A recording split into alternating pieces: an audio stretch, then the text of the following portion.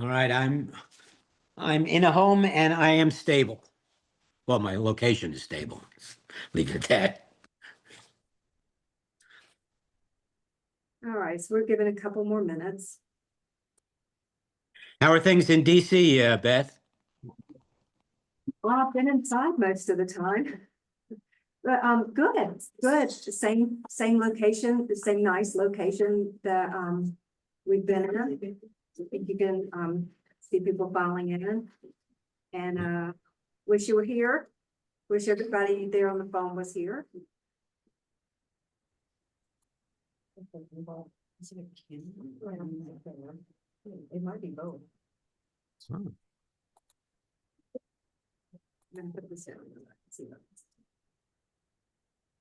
Very nice. Looks like we have a nice group of folks on the phone.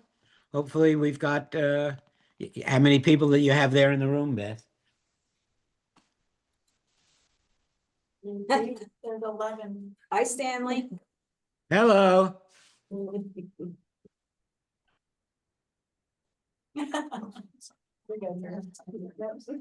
Spotlight. I'm glad I said that. Who said that? It's not me.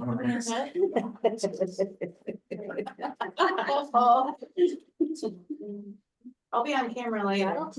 I know, right? Oh.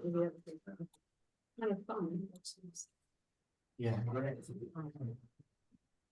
Looked like Chuck, our third co-chair joined, so that's great. All right, one more minute, then we'll go ahead and get started. Good afternoon. Good afternoon, Joe.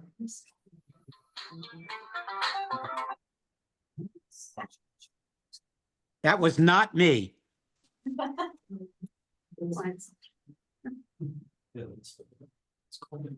All right, well, it's 1 o'clock. We'll go ahead and get started. I'm sure some people will come on in. So looks like we have good attendance.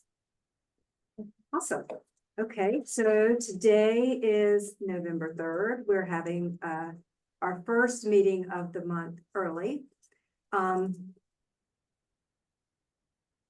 And we'll go ahead and in our welcome, go ahead and just make sure you knew that the November 13th meeting was canceled because this is replacing the November 13th. And the November 27th is way too close to Thanksgiving. So we have canceled that as well. And our next meeting is going to be December 11th. Yes, I believe November 27th is Thanksgiving. So it's not just close to Thanksgiving, it is Thanksgiving. Well, I wanted to give you something to say. Thank you. I appreciate that. All right, so up at the top is just a list of the work products we generally go through. And I would like to welcome everyone to attending. I see a lot of familiar faces. Most of you come regularly to the claims sub-work group, but welcome to any new folks who are joining us by phone or in the room today. And don't hesitate to ask any questions. You're always welcome. This is a very great. In fact, it is the best sub-work group of all to be in. And we have a good time while accomplishing very good things. So I'm Beth Davis. I'm one of the co-chairs along with Stanley Natchinson and Chuck Verka. And I would like to turn it over to them to say their own welcome. Stanley. Great, welcome. Appreciate you all being here, both our regular members and our new attendees. And we'll be actually doing a regular working session, so you get a sense of what it is that we do here at the Clems Workgroup. And those of you that are WEDI members, we certainly encourage you to join the Clems Workgroup and help contribute to the work that we're doing, and also learn from the other folks on the work group all about claims and some of the issues that we deal with. Chuck?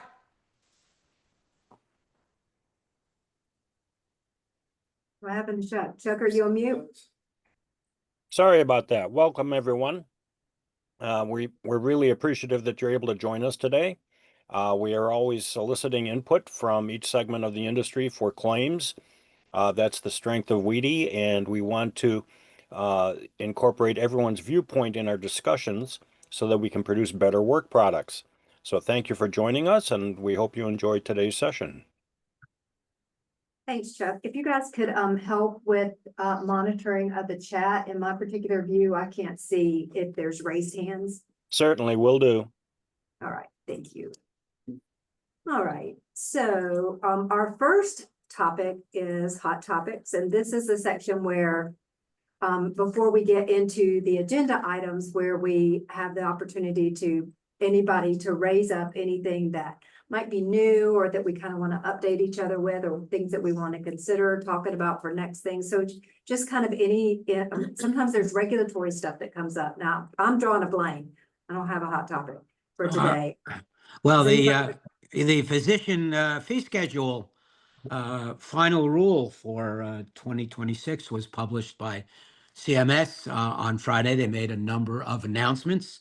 So the contents of that rule, there's a couple of new things that went on there. The increase in the fee schedule actually differs for those that are in alternative payment arrangements and those that are not. If you're in an APM, I believe you get an extra 0.5% increase in your fee schedule. The other thing that was relatively important was that CMS is choosing to readjust some of the payments from the RVUs that they tend to use for certain types of specialties. They are actually using some efficiency measures. So those that are in pathologists, for example, will be getting less of an increase, and some of the primary care physicians will be getting a little bit more of an increase in the fee schedule. So CMS is moving a little bit away from their ways that they used to set rates. Exactly what that's going to mean and the impacts of that, we'll have to see, but you'll see some changes in fee schedules. So that I think is the highlights of the physician fee schedule rule.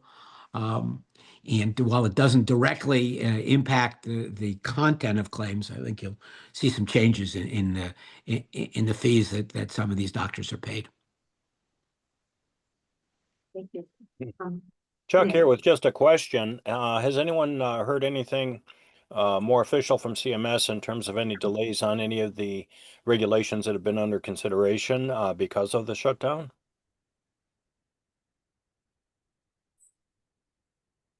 I've not heard a thing. Cricket. Yeah, well, I can tell you that the update to the X12 standards for HIPAA is probably not going to occur until summertime. I think we should be seeing a new. I guess this will also depend on the shutdown. We'll be seeing a new regulatory agenda coming out soon. And I believe that'll show some delays, especially in this X12. Not sure about attachments. Okay. Also, has anyone heard if X12 has made progress in their recommendation regarding the use of 8060? You know, they retracted their 8020 recommendation. Has anyone heard about any timing, if you would, from X12 as to when that new 8060 recommendation would come out? We're getting an update on that on Thursday, right? Yeah. Okay. Nancy says that we're getting an update on that on Thursday. I mean, there's a session with A session with X12, X12 talking about, 86. who are talking about 8060. Great. So stay tuned. And Nancy, are the CMS folks able to speak at the conference, or have they pulled out? They're not here. They are not here. I'm not sure if you can hear her. Can you hear her on the microphone? Yes, I can. Never mind that. I You don't have to repeat. Okay, so unfortunately, I know Hang Hang Hang on a minute. We have an update. Rob might have some comments. Hey, Stanley. Okay. It's Rob here. Yeah, apparently, CMS is going to send some of their contractors So we should, I don't think they'll be able to speak, but I think they'll be here to hear the conversation on Thursday, so. Interesting. Okay, so I know that we were planning to get an update from Michael Semino on regulatory progress, but it appears that he won't be able to give that update. Is that correct? Yes, correct. Okay. Alex is talk about the DSMO, but we're not gonna get from Michael. Okay. All right, it's good. Nick, you had, Yeah, I don't know how hot this is, but we've seen some cases recently where payers have been accepting $0 claims that were marked as chargeable.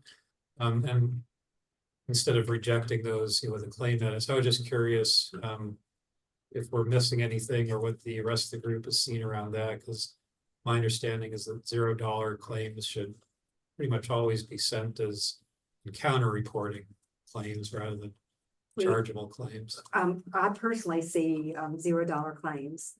I mean, I don't know the circumstances. Seems like it's around certain types of claims, like a tracking claim, Sure. like a capitated or something. But normally those are sent as called reporting claims rather than Ours are all chargeable. sent as claims. Well, this is exactly the kind of topic that we often will tackle at a regular meeting. So, Nick, if you'd like, we can put that on the agenda for our next meeting and have a discussion about that and share some of the feedback from others. If that's something that you're interested in, be happy to put that on the agenda for our next meeting. I think you'll see one of the topics that we will be discussing today is similar to that, a question about some ways that different entities are handling certain types of processing of claim frequency codes. And we're coming up with a solution to that. So be happy to put that on the agenda. Sure, sounds good. I appreciate that. Yeah, let's hit it next time. We have a question in the chat from Diana from Utah Medicaid. I thought you could send $0, but not 0 units. Well, I have not seen 0 units, but I have seen $0. But I don't know the business cases, but we can certainly dive into that. Thank you, Diana. What else? Any other? What's the current status of, with the shutdown with the processing of Medicare claims? Because I know there was something that was put out before the 14 days had expired, talking about, and with telehealth in the mix too, there was a message that was put out, and then there was a clarification to that.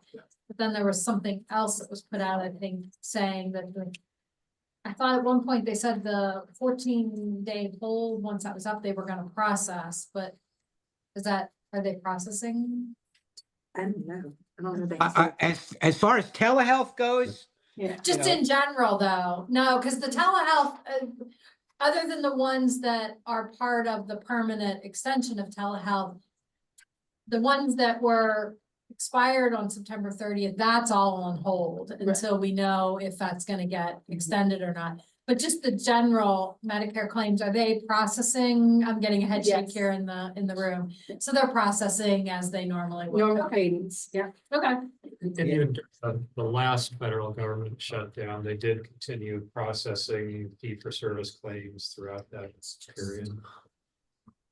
yeah, I think, Nancy, also on the telehealth services, the ones that are not extended, actually, the instructions were that providers should tell their patients that these claims may not be paid and Right. make them or offer them the opportunity to sign the ABM or the notice that they may be responsible for paying these claims if Medicare doesn't pay them. So it certainly puts providers in a very difficult situation. And I know down here, actually, a number of providers have told their patients that they will not do telehealth, and they are asking their patients to come in person for those visits.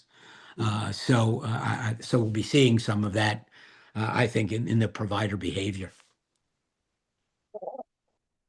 Good point. Chuck here, a question. I'll throw you both under the bus here. Diana from Utah and Diana from Michigan. Are you continuing to see Medicare crossover claims coming into your adjudication systems for claims?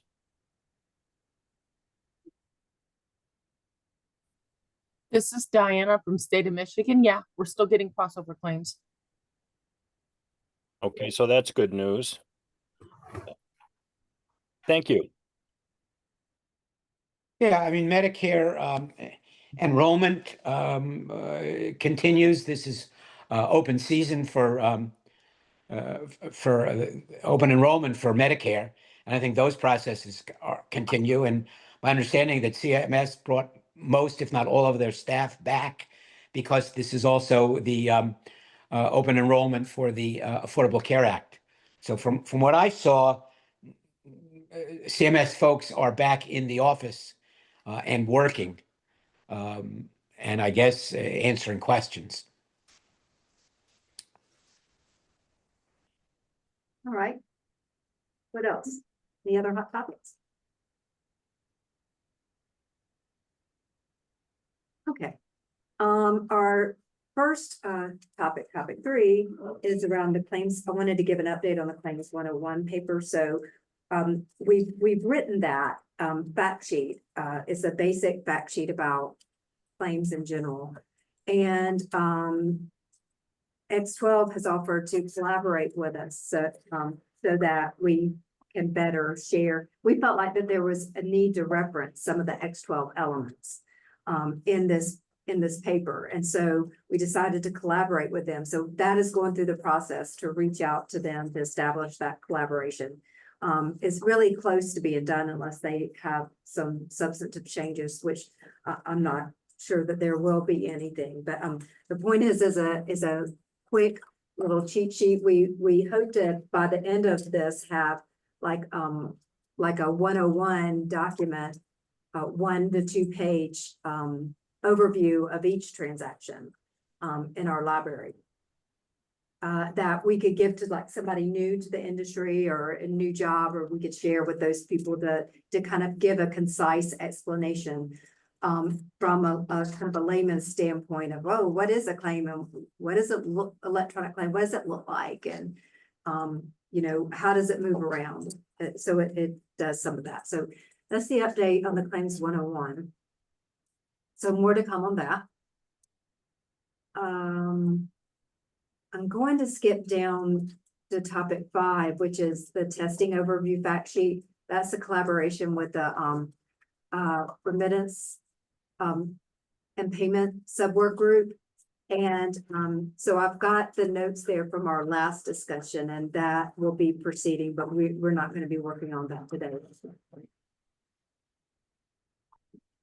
All right, so moving up into topic 4, which is our claim frequency codes, best practices and challenges.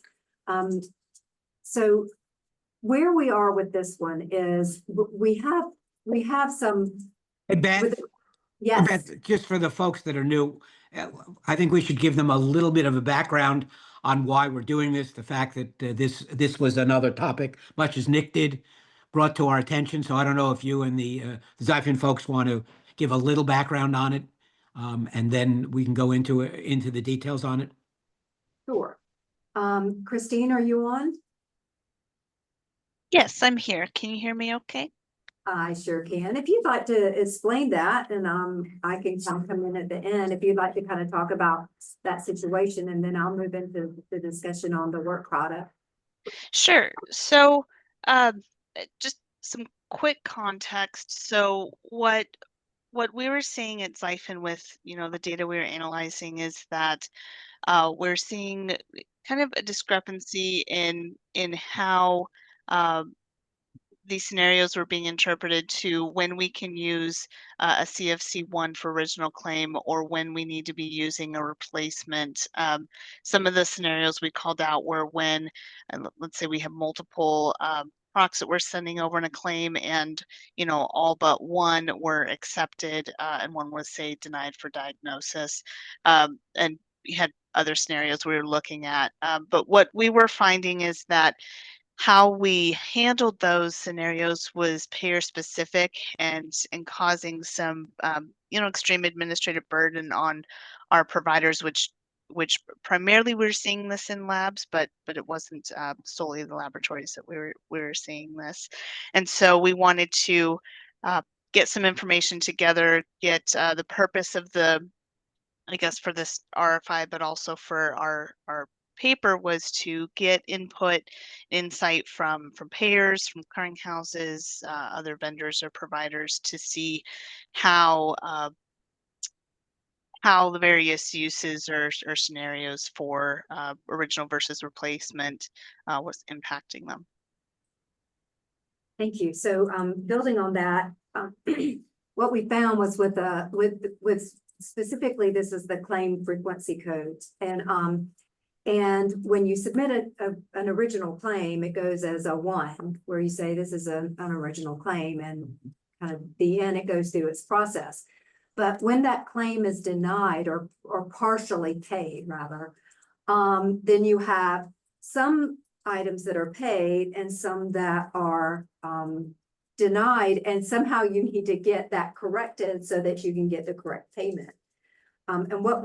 And so that corrected claim would usually go as an 7 or 8, which is like a void or replacement claim. And not every payer can receive claims that way. So sometimes there might be an alternate process. But where the problem would occur was in sending the replacement claim, when some payers in some situations it would work just fine. They would back out the whole claim and repay the whole claim, which is what X12 says should happen. But what would kind of be the detractor situations was with labs, for example. There could be a significant delay to get that corrected claim in. So if it took you a couple months to go back to the provider, get that patient's information and get it in and send it to the claim, then when that claim got back out and repaid, there could be policy changes during that time frame that impacts the payment of the claim. So what Xiphon would see and some others would see is that, say you have one procedure that paid and one that didn't pay, you would add the diagnosis, file the claim again, they would take all the money back, and when they repaid, they wouldn't pay the originally paid item at the same rate they originally did. So what you would end up at the end of the day with this corrected claim and an overall payment less than what you were paid originally had it been correct to start with, which didn't make a lot of sense. So what we're trying to do is kind of show what the proper process would be on how to handle a corrected claim in general based on the transaction itself, and maybe illustrate some of the components. Now, some of the things that we isolated during these discussions and as we looked at the details of it was that the reason X12 said, and Pam jump in here, is you should back it all out and re-adjudicate it, is because the corrections on the other line item may impact how the original one is paid. And so that's to be expected if it really is. But in these cases, they're seeing the time lapse itself seems to be the problem. That they were paid accurately the first time. There was no dependency on the missing item that was together, but that perhaps when the repayment occurred, or the correction occurred, that there was a change in policy on the first one, and the adjudication applied the payment rules currently instead of the payment rules at the time the original claim was paid. So that is one possibility. We don't know what all the possibilities are, but what we wanted to do was to try to get some descriptions in one place in a fact sheet on how it really should work and what we can expect. And that way, and then take that information and also get clarification from X12 to ensure that we are following the process correctly and have it documented so that it can be used with discussions for any payers who may not be following the process to the detriment of the provider and the patient. Christine, did I get anything wrong in there? And Would you like that all sounded great to me. The only addition I would want to include is that for laboratories, it's the reason why we called them out is that they're in a unique situation where they're very high volume, low dollar, very low margin. So any scenario where they have to adjust workflow or process at a payer specific level it's just an extreme burden for them. That's the only thing I'd like to add.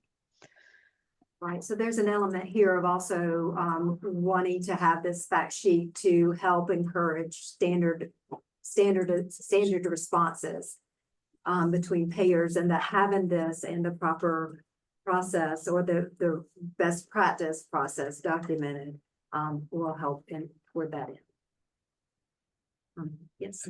I'm a little puzzled as to how that could happen because payers already have to design their claim adjudication systems to account for the date of service and apply the policies and rates that were in effect on that date. So is this just a few of them have a bug in that, or I'm not quite following like how this would play out? Well, I'll let see if Christine has some thoughts to share on that. I haven't seen that scenario per se, but they're seeing it pretty high volume, pretty high examples of that, and it's a good topic anyway. We don't have any fact sheets on how the replacement stuff and how corrections generally work. Christine, do you want to, or are you able to speak a little bit to that? I know you said at one point that there were certain payers that seemed to be more problematic. Yeah, we're seeing a higher volume of the Advantage plans requiring the replacement when we were seeing prior to, I think it was 2023, we were seeing that the majority were allowing in the scenario you discussed earlier, where we could submit the correction as an original for the single proc code that was denied. And that workflow worked best for our laboratories where they may not have everything on the same day to submit. Sure, but that's kind of a separate issue in terms of what's most convenient for their workflow. But if they did, resubmit it as a corrected claim, as long as they have the correct date of service on there for each line item, then it should just work unless the payer has some kind of bug or configuration error, bad data. Based on the information that they've supplied from their research on that, that's kind of what I concluded, that there is some flaw in how they adjudicated that. So they were hoping to have some material that they could present to these payers that would kind of explain that.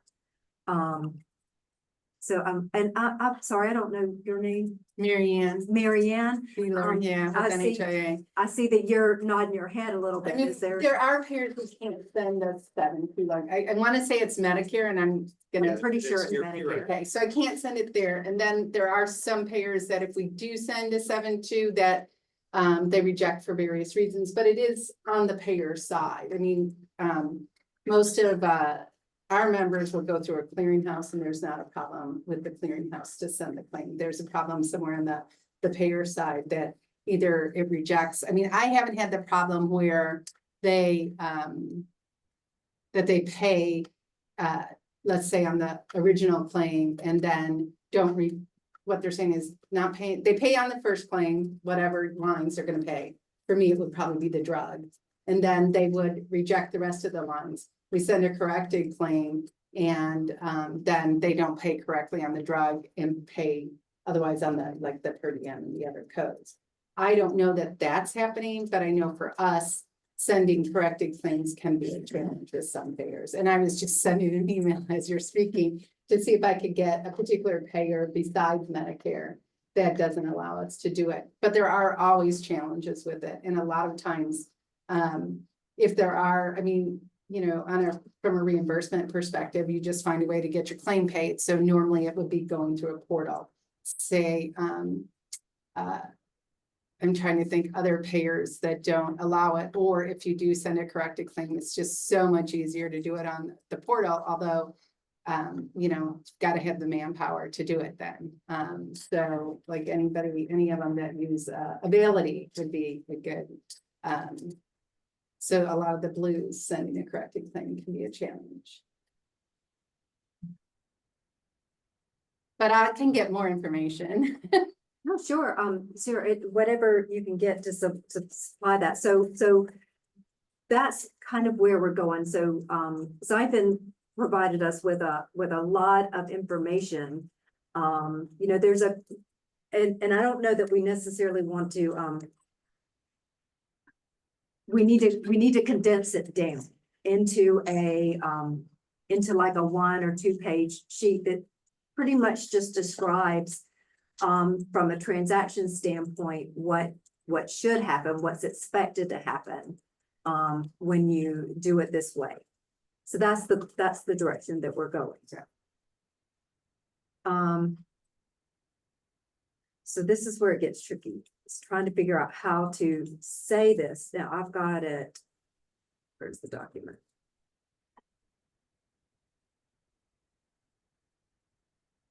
Okay. So I started this template here, which is kind of our fact sheet template. And I'm trying to figure out how to condense all that information down without providing too many examples, but more to speak to the overall type of situation. So it sounded to me like Beth, you're not showing that fact sheet template. You still got the agenda up. I don't know if you were trying to share that. Maybe it's on the screen share, it's not sharing. Yeah. Share. okay, stop share.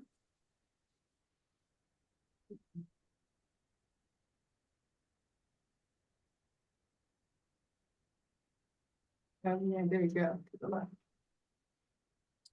Yeah. Do you see that? There we go. Well, that's claim frequency codes, right? Yes. Okay, perfect. So what we need to work on today is, you know, how are we going to get this? What's a good way to present this? And I started, and then I threw it into AI to see if AI could help me, and I ran out of time. And so then here we are. So I'd hope to have a little bit more in place, but the direction I was going is, we need to give it a good name. I'm not sure claim frequency codes is exactly what we want to say. What we're really trying to talk about is electronically submitting corrected claims.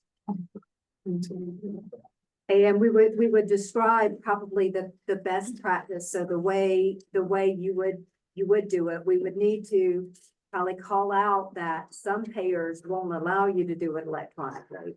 We want to talk about what the frequency codes are, what the definitions are. One interesting thing that we kind of looked at is in 4010, I think there was a 6. So we have one original, I think 7 or 8 is a void, one's a replacement. But 6 was corrected. I think it was 6. Well, 6 was like a change where you could do something different, and we weren't able to get to the bottom of what that used to be, but it's gone in 5010.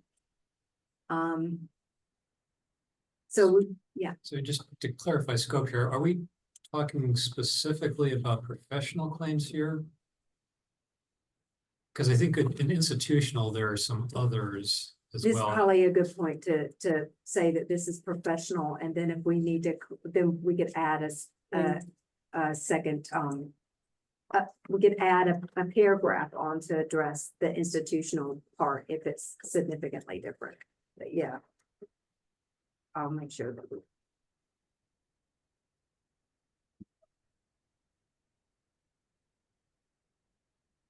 And of course. I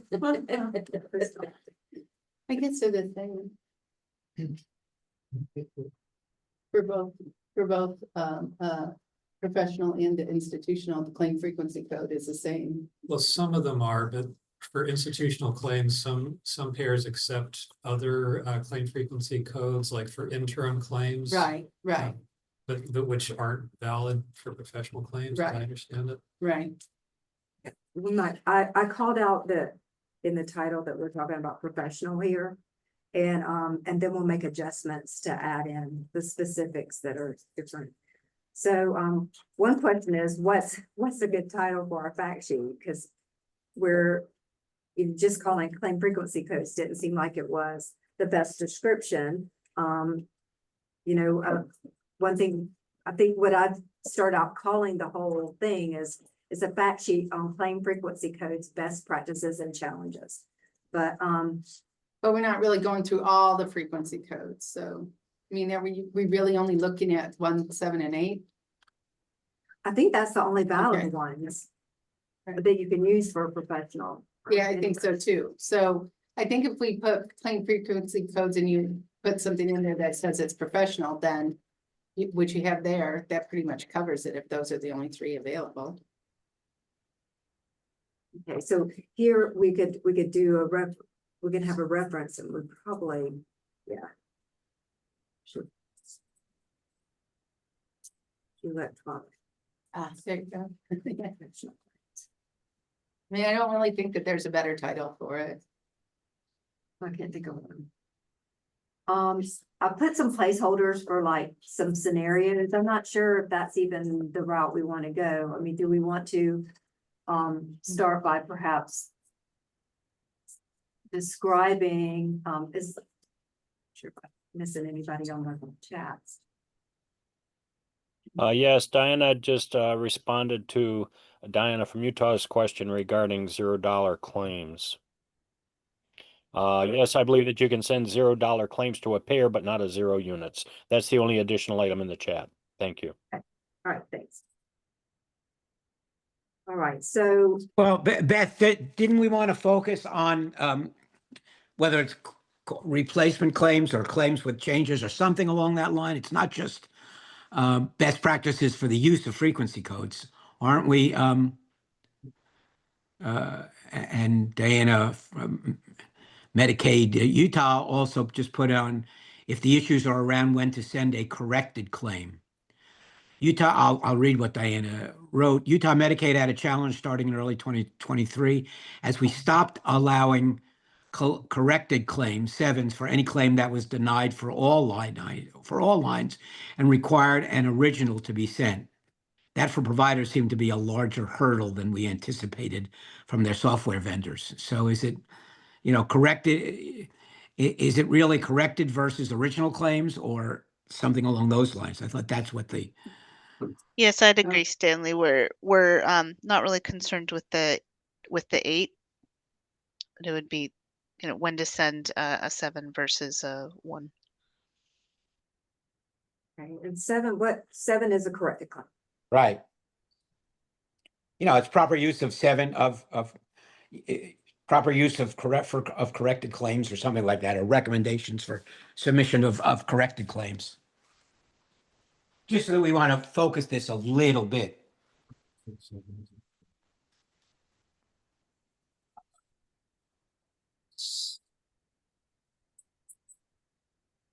We'll let him. It's a thing. I know it is, but it's not.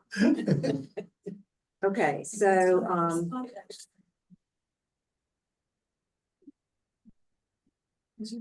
so here we're describing the elements. So best practice, it would be. I'm just gonna call it situation.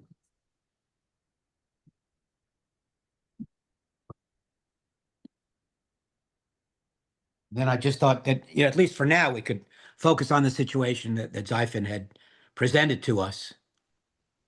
Yeah, All right. okay, so I'm just gonna make a couple of notes down here that we want to include, and that is,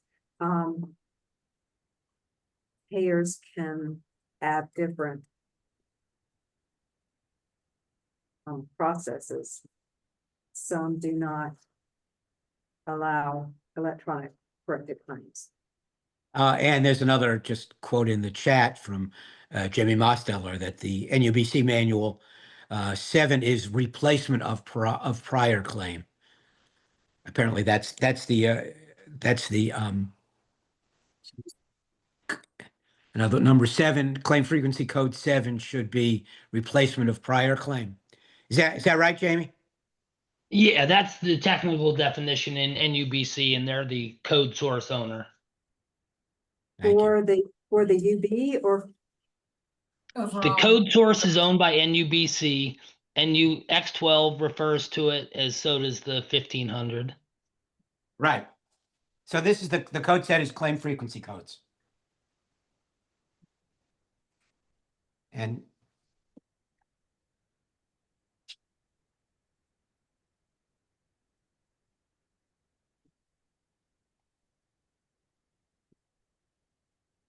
a claim is sent to the payer with more than one line item. And some are paid and some are not, or denied. Previously adjudicated.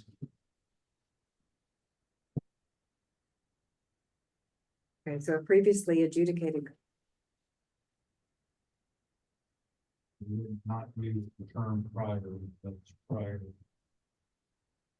Could be misleading.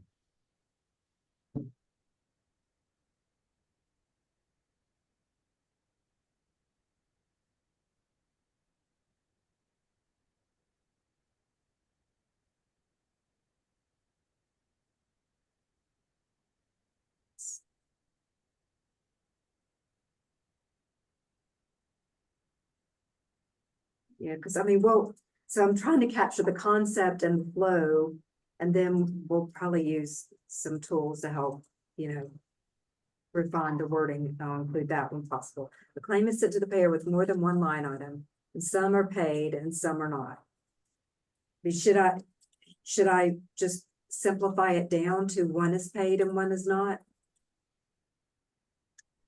With 2 services, 2 line items?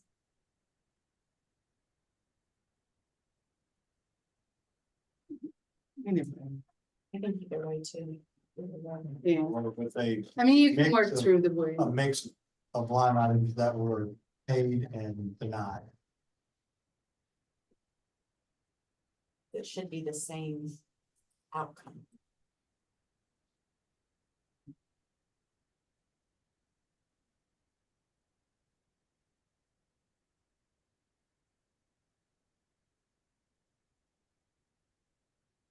The submitter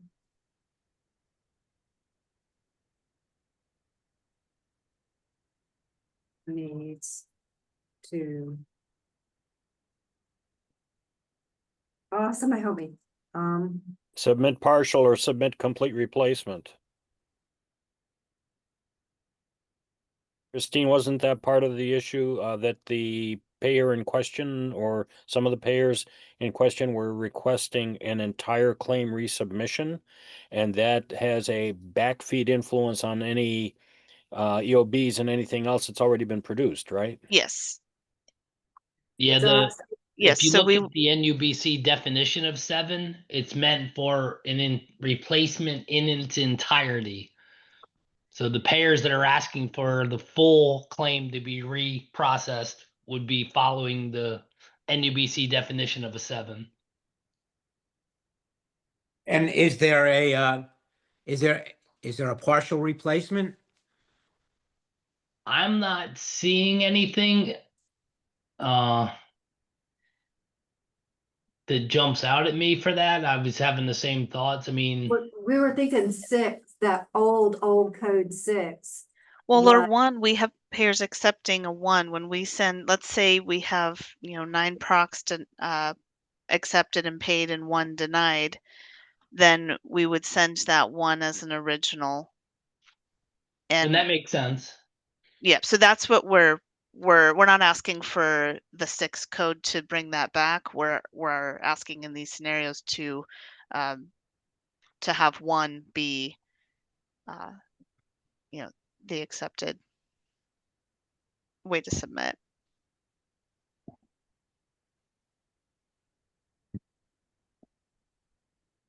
You mean and only send the claims that the line items that had to be corrected Yes. and submit that with a 1? Mm-hmm. I think the intent here, or the argument is, Christine, is that if we misbilled something, then 100% should be sending a corrected claim or a replacement claim. In the Mhm. case where a line item is denied for a diagnosis issue, for instance, having to send an entire correction or replacement for that seems a lot of extra burden. And I think the challenge here. That's what my understanding on it is. Yeah, that's exactly it. Thank you, Mark.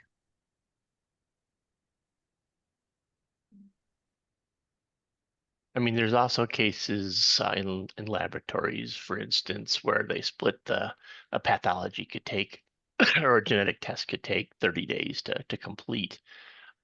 They don't want to hold the entire claim for that. But in this scenario with these payers, they couldn't build a claim and then later add that other claim because of the data service. They would want a complete replacement claim. Is that correct?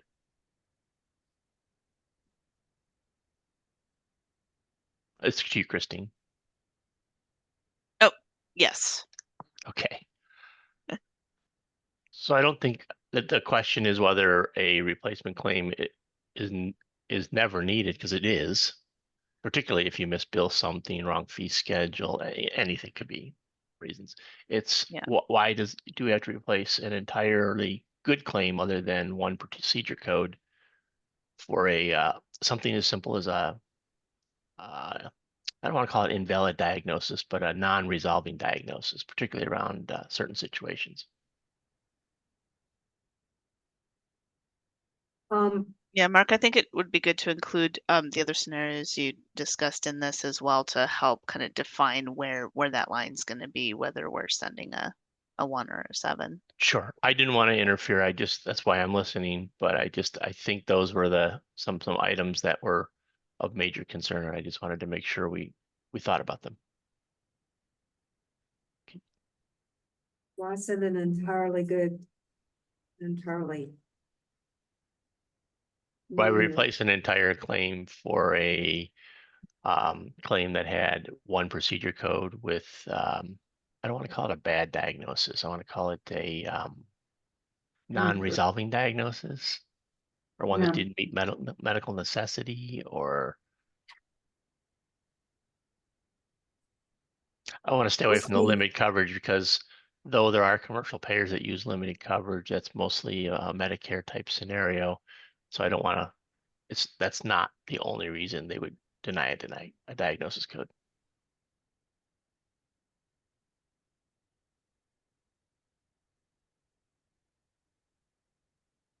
Chuck here with just an editorial observation especially for our folks who are joining us perhaps for the first time today. This is a kind of dynamic dialogue. I want to thank Mark and Jamie and Diana and Christine. When you attend one of the claim subwork group calls, you'll find that we are exploring together what the requirements are, what the regulations may direct us to do. And as a result, it's a very educational opportunity, if you would, when you join in on the WEDI Claims subwork group. So this is an unpaid commercial announcement. Thank you. And I'll be honest, I couldn't agree more. That's exactly what those groups are, and they're amazing. And the folks there are so receiving of questions, even though there's never a dumb question in those groups. It's a very safe place to explore these options, and I really appreciate those groups. So say in this scenario. So I wonder, like with Medicare, makes me wonder, so with Medicare, those that will not allow you to submit a replacement claim, Mhm.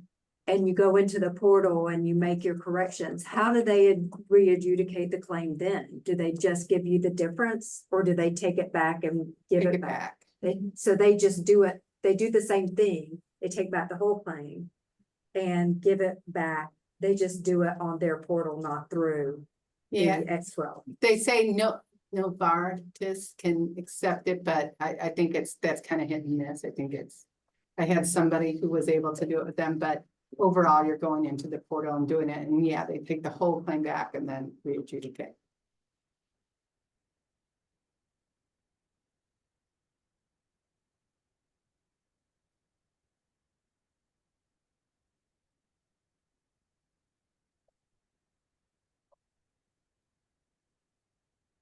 So, I mean, one thing that we've kind of established, it sounds like, is that the expected process is that if you file a corrected claim, you're expecting to take them all back. You're expecting that process to take it all back.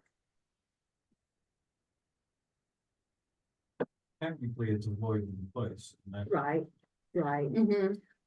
So I guess I'm trying to think through, so. And the reason why that process can cause challenges is if that adjusts wrongly the original item that was paid. Hey, Beth, Diana Fuller has her hand up. I don't know if we've addressed her issue.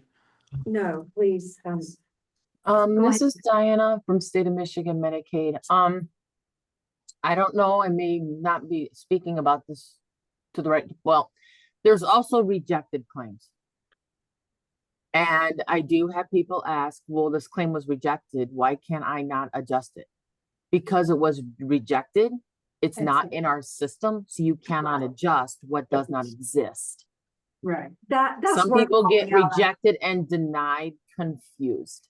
Yes. It's true, they Yeah, do. it- And but that's not what we were talking about. Yeah, but that is true. I've seen that many times. Yeah, I think it's relevant enough to make a call out in the paper, because I routinely get that people conflate those two. Mhm. So I think that's definitely worth calling that out. Here's an interesting. So even though the payment Right, that's will the be the key. same based on data served, the patient responsibility may be different Mhm. depending on The timing. where the timing of when the claim was adjudicated, which would Maybe impact the total reimbursement if the patient's not expecting.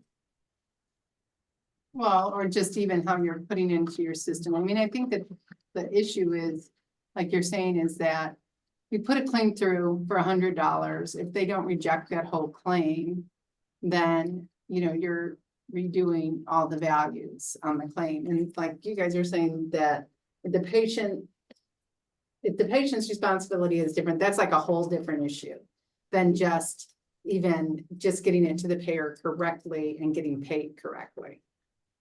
But it's like it's another added level. But I think that a lot of systems, you put it through, you've gotten paid, and then if you only need to send the lines that were denied, so that you can go ahead and get those adjudicated and get paid on those properly.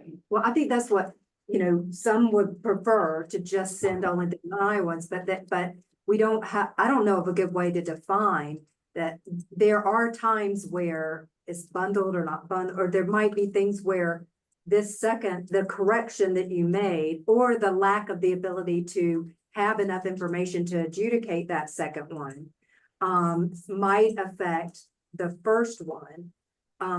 But that would have happened anyway, had it been correct the first time.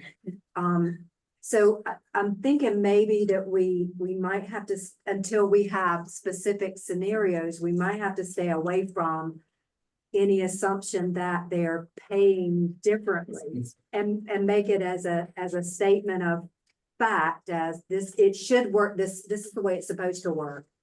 And you can use this is how it's supposed to work in any arguments when it's not working that way. I agree. So rather than wrestling too much with some of those exceptions, let's concentrate first on getting how it should work down as a fact sheet. So how should it work then?